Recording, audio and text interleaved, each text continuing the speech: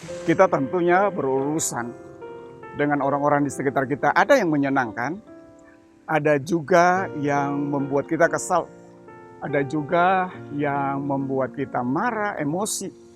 Ada juga yang bisa dapat membuat kita benci karena kita nggak bisa mengontrol hati kita. Tuhan menciptakan manusia itu beragam-ragam dengan karakternya. Oleh sebab itu Bapak Ibu Saudara kasih dalam Tuhan, bagaimana kita menyikapi kehidupan kita supaya kehendak Tuhan terjadi dalam hidup kita untuk melihat keberagaman ini dan kita mengasihi orang yang bertentangan dengan kita, yang tidak sejalan dengan kita.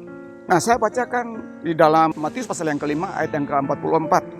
Tetapi aku berkata kepadamu, kasihanilah musuhmu dan berdoalah bagi mereka yang menganiaya kamu. Hal mengasihi musuh adalah sesuatu yang sangat krusial di dalam hidup kita. Karena itu bertentangan dengan orang dunia. Orang dunia berkata bahwa ketika kamu tampar aku pun juga akan menampar kamu.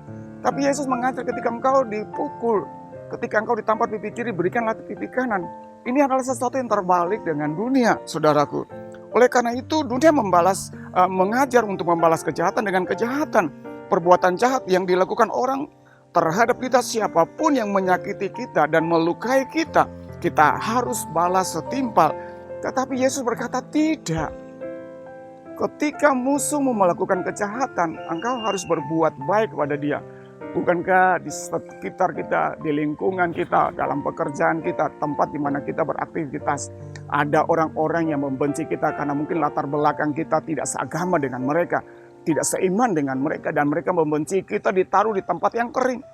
Tapi dengar baik, ketika engkau melakukan hal yang sama kepada mereka, dengan membenci mereka, dengan melakukan rencana-rencana kejahatan kepada mereka, maka apa bedanya kita dengan mereka? Tetapi belajarlah untuk mengasihi musuh. Alkitab berkata bahwa ketika orang berbuat jahat kepadamu, lakukanlah kebaikan kepada mereka. Kerjakanlah kebaikan kepada mereka. Dengan demikian engkau sedang menaruh bara di atas kepala mereka. Dan suatu saat mereka akan terbakar. Konsekuensi yang dilakukan kita dengan melakukan kebaikan, maka Tuhanlah akan menjadi pembela kita. Tuhan Yesus yang akan membackup kita untuk menolong kita. Oleh karena itu teruslah berbuat baik, kasihilah musuhmu, dan jadilah pelaku firman Tuhan. Tuhan Yesus memberkati. Kalau saudara diberkati, jangan lupa like, subscribe, bahkan share, tekan tombol lonceng untuk saudara boleh dapat notifikasi baru dari renungan singkat pada hari ini.